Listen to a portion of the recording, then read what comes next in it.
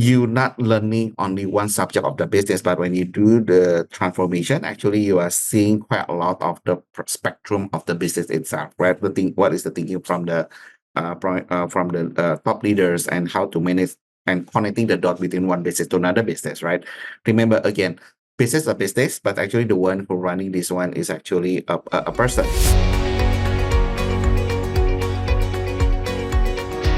Welcome to the All in Recruitment podcast by Manatal, where we explore best practices, learnings, and trends with leaders in the recruitment space. If you like our content, please subscribe to our channels on YouTube and Spotify to stay tuned for our weekly episodes.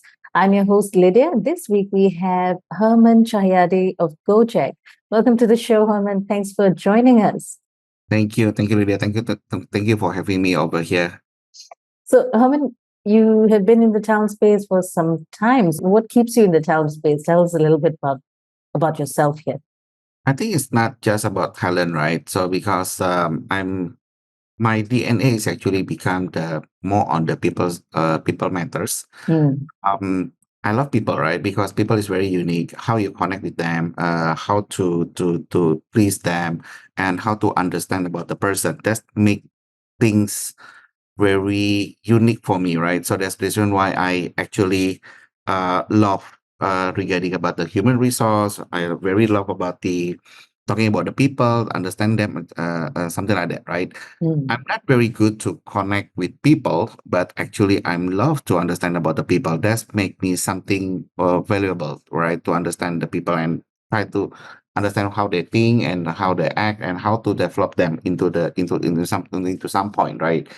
Um, so it's not just about people, but actually when we want to small it down, it become more on the talent. That's the people that actually can be grow with us, right? When we're talking about the talent itself. But again, talent is very unique because when you compare with the other common of the employee and also the talent of the people, the problem is actually we are always looking talent according to our own perspective, because it doesn't mean that we call this part of group is talent. It doesn't mean that the other part is not talent, right? It will be talent in the certain of situation, in the certain of work, the situation of the company. That's the reason why I said when we call as talent, everybody is a talent. Like, it's just like whether you are working or you are at the right situation and also at the right place to work. Then you become shine and you become a talent. And you're now head of people in the transformation office. So what does that entail, Herman? What are your areas of focus? So actually, right now, I remember that the things that we are thinking that the human resource is only now only knows about the people, right? But when you become the human resource professional, how you can try to understand about the business. That's the reason why if you come in some point after human resource professional, when you try to understand about the business, that's the thing that why I move. Now, I'm not very 100% move. It's actually I'm adding my portfolio into the transformation office, because you're not learning only one subject of the business, but when you do the transformation, actually you are seeing quite a lot of the spectrum of the business itself, right? What is the thinking from the top leaders, and how to manage and connecting the dot between one business to another business, right? Remember again, business is a business, but actually the one who running this one is actually a person. Now, having said that, how you combine with the human resource and so the transformation, that becomes something very unique. And you as a home professional, actually, you are now starting to thinking that how to link this is one business, and also how to link your talent and your own people to do the work and also achieve that actually what they target, right? In my scope is actually for me is because I'm almost like 20 years concentrate working at the at the HR area, right? But when you try to understand the business, when you involve in the management level discussion about the business, sometimes most of the discussion about 80% you don't understand about what they're talking about, right? So you probably only understand about the 20%. But you, as the HRBP or HR professional, you still need to understand, well, not deep enough, but at least you understand how the business work and the terminology and how the system and the operational it works. It will be for you to easy how to pinpoint the way of working, how to pinpoint who is the talent and who is the doing better compared with the others, right? How you create the competitive advantage about that one. So that's why this function is a little bit unique because you have combined within the HR and also with the transformation, not just to transform the people but also transfer on the business. That's the thing that the role that actually I'm working on it for now. Right, it's a part of my journey. It's part of my development. Uh, I can't say this one is very easy, but again, some point you need to understand and also you need to learn about the business very deep, right? It's not just know, but you need to understand more. Yes, that's very interesting, especially when you're already bringing the people perspective and the talent development perspective into a transformation project. It means also perhaps that it's being prioritized from the beginning. In terms of a transformation project or special projects in this sense, how's that different from starting a company from scratch or starting it from ground up? So there is a function that we call a PMO as the business. Usually all the company has the PMO and quite a lot of people are very professional in the area, right? Because they already have the mindset of the strategic person to deal with all the business, right? When I joined this one, when HR becomes the transformation person and also special project, usually they're also thinking about the how to transform the people, right? Um, but my role is a bit different. It's actually not talking about the transformation of the people, most of the discussion, but actually how to transform the business. So actually, you're shifting the mind between the people and also with the business. Now, the hard part is actually like this one, right? When you very common on the people, but when you swifting about the business, it's become the hard part because you're always thinking about coming from the people perspective instead from the business perspective. Um, and also the one thing that actually I also learned from this one, right? When you do the transformation for the employee, actually you have the environment, specific environment employee within the company itself. So you already know the stakeholder, who's the leader, who's the employee, and everything. And sometimes the employee is already born with the company policy itself. Just thinking that, hey, the company want to, because of the transformation, the company will create the culture like A, B, C, and D. Most of the employee will follow because this is the direction from the employee, right? But if you're thinking that this transformation is actually going to the business part, your stakeholder is different because stakeholder is actually not employee, but bigger scope is actually about the customer, about the merchant, about the driver, right? That's become a hard part because employee, you have the common trait of way of working and the way of the culture itself is also already there. But if you're thinking about the merchant, about the driver, about the customer itself, let's talk about the customer, right? You have like bunch of the customer might not following the way of working like us. It's just like they say that, oh, your product is good. I like your product. Then I commit. I commit with your product and I loyal with the product. But there is some of the group actually doesn't like our own product. But we need to think, right, how to accommodate them. But then at the same time, the one who already loyal with us and not job of this because we are changing system or way of working, right? Then I try to understand that one is very difficult because too many variable around it, right?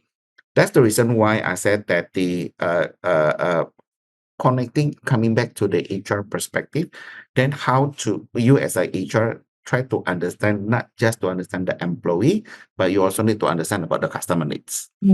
Uh, uh, uh, the stakeholder is totally different, but stakeholder can not bond with the company, but you need to create that kind of engagement to the company because based on the product that we have. So something. So that's the challenge. It's a delicate balance, isn't it? Exactly. Because what I'm trying to say, is actually employee. We are always thinking about the employee, right? But when you're thinking about the customer, the engagement remain the same. But how to engage the employee and how to engage the customer is totally big different. But now you need to balance it, right? does that mean that, let's say, as you said earlier, the company itself, as an employee, you have your DNA already set in terms of the company Yeah. culture, and how do you see that as being separate, the transformation culture versus the internal culture, or do you see that as at some point combining and becoming one? Well, in some point, you should be able to combine. I know there is quite a lot of the discussion about this one. Probably someone who hear this probably can be against my word and everything, right? But what I'm trying to think is actually employee culture or the company culture is actually to bring the company into one perspective to achieve what is the vision of mission of the company. That's very clear, right? The second part, when you have the customer itself, it's not just fulfill what they need, but we also need to think is actually how to transform ourselves to understand the customer needs, and what we provide to them as a part of the service is actually they become our own DNA and become our own community, right? Or probably community is actually the right way to say, because in one community you have variant of people, variant of culture, but we have the common understanding about this kind of community. So I think that the difference is actually the hard part is actually how to create that kind of community of the our own service into our own company. That's the thinking. Right. It becomes a sort of a subset culture where it drives everything else, right? It drives the Exactly. business needs, in other words. Well, Exactly. Because based on my experience previously, right, when I have working with the some of the bank of the in Malay as well, right? One of the culture that I also learned from them is actually how to humanize, right, about the business itself into the community. Because what I learned from the previous bank that actually I work is actually, even though I'm more on the financial services, but it's actually how to create that kind of financial services into part of the community. So we serve the community itself. We have the different community, and then how we as a bank is actually try to serve them from the different community and different angle. Well, I feel that because we serve them as the community and also we coming with their needs. So that's the way is actually we win the heart of the customer. That we as the employee, or we are the one who actually providing the service, we need to change our own mind, right? Because the need is not just become of us, it's actually needs to become the business. Then coming back to the HR professional, then you need to start to think that the culture that actually we are create is not just for the company, but it's also how to build our own culture into the outside. Then people can see that, oh, that one is actually Gojek culture, or this one is that kind of company culture, and it become our own uniqueness, right? It become our own branding. That one become our own part of the something that people can see in us, right? Or this person should be coming from this company, right? Because it's very unique. Is a something that cannot be compared with the other company. That's the real brand, and also the real transformation actually we need to do to create and build.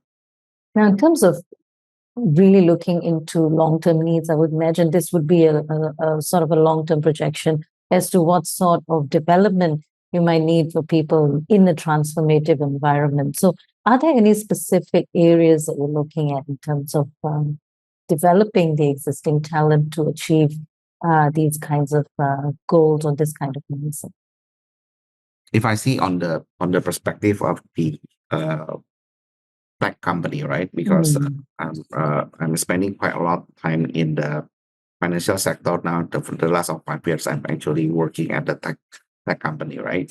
So what I see from here is actually the tech company is very how to call it, the speed of the working is quite fast, right? And we are keep changing, and we still compete with the technology itself, because imagine that your handphone is actually renew every 1 month. Sometimes just like to buy another handphone because it's just like progressing quite enough, right? But then if you see the progressing of the handphone itself, right? I'm just using the example as the handphone. Every time that coming with the new product is actually they are coming to fulfill the needs of the customer, right?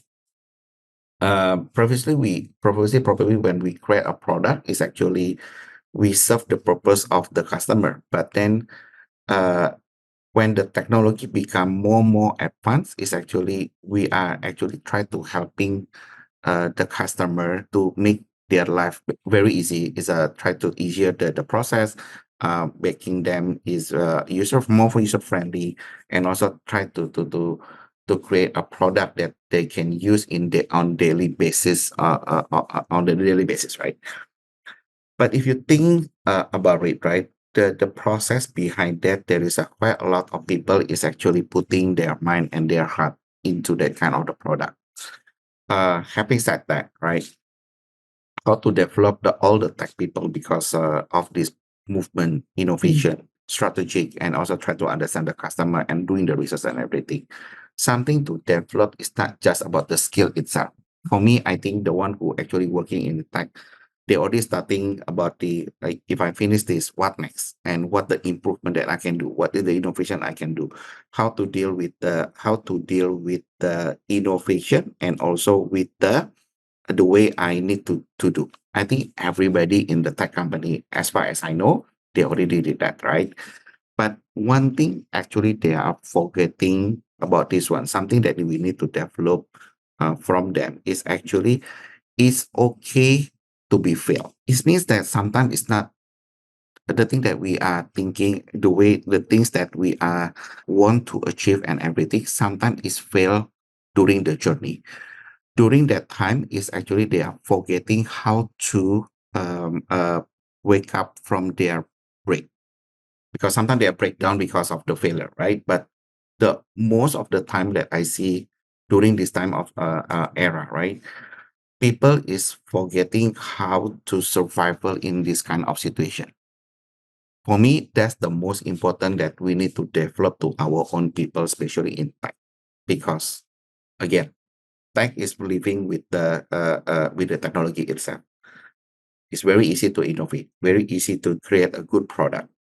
But during that time, how many hours they spend the time for that one? How many times they break down?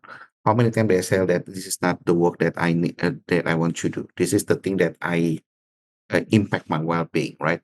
Impact the well-being is one thing, but the most important one, how you survive with this kind of situation. The survival mode, that's something that I actually something that to be developed this time of era, right? People forget how to survive because it's different from the old timers, right? Because before we have handphone, before we have like I don't know what kind of good technology in at that time, because I'm coming from 18s, there is no handphone. There is no, I'm learning using the internet during my time, right? But before that, I need to write a letter. Then I will send. Few days ago, it's coming back, the reply and everything. But right now, it's just like typing less than a second. We already received the message and something like that. Become faster, right? But the survival mode is actually what I see is actually something that we need to develop. The rest, I think the common things of the company already understand how to develop their own talent. For me, is I don't see any different, right? It's the only thing different is actually what kind of the subject, what kind of the things that our own employee already have, that we just like fulfill what is the emptiness. But we to teach them how to survive with this kind of the situation. Remember, the pace will create and also will create things that people will exhausted very easily, and how to make them survive on this one. That's the thing that we need to do to develop our own talent. That's the one I talk with my mind.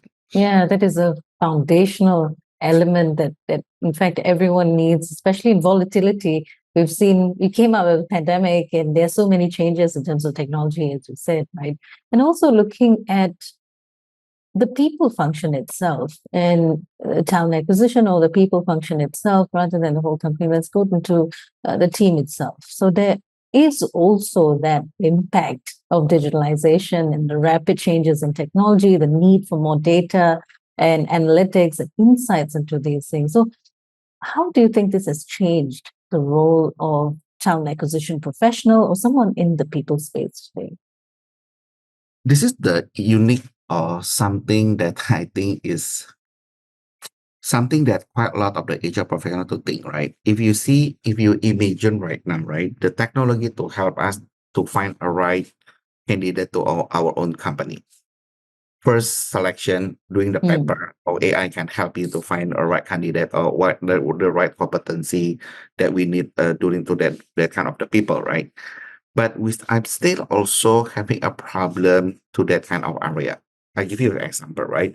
If I want to find a marketing person, how can I find in the system itself, right? It depends on the candidate actually whether they put the right competency or the right word into their own, say, their own digital CV or kind of things, right? This very for me is very easy to having to search the person because of they write something inside, right? Having said that, right?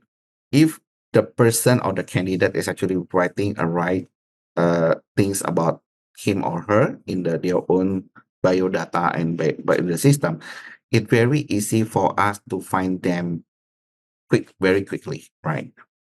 Um, but the question is actually two things. From their side, how to make them to write a right competency that actually they have.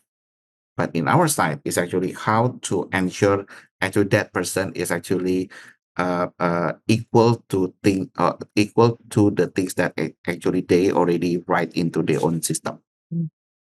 It's still a challenge.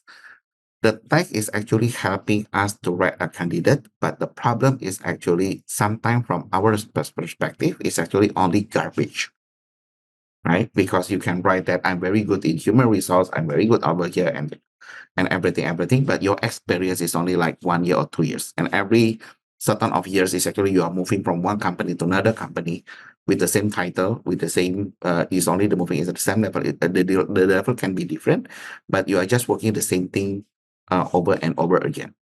But then the problem from us is actually how to ensure that the person that we are looking is not garbage of data. That's the challenge that we have right now. The system that we already provide outside from at this point of time is good to helping us to find a resource, right? But the thing that the thing that we don't have right now is actually how to ensure this data is valid based on what they also already write. Do we need to have certificate of that one? Do we understand what this person is very, very good in HR or something like that, right? Right now, we don't have, right? That's the challenge. But for the first time, we have this kind of data in the system is very good, right?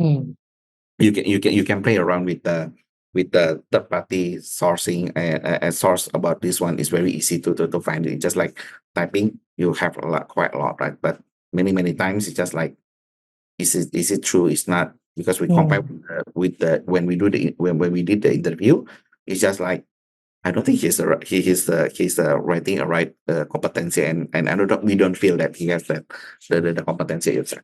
That's one thing, right? But then it need to be evolved time by time. But I talk a lot with the party about this one. But I think that how you need to develop your own system that it can be helping us quite a bit, right? It will be useful for us, right? That's the second part if you are looking for the resource, right?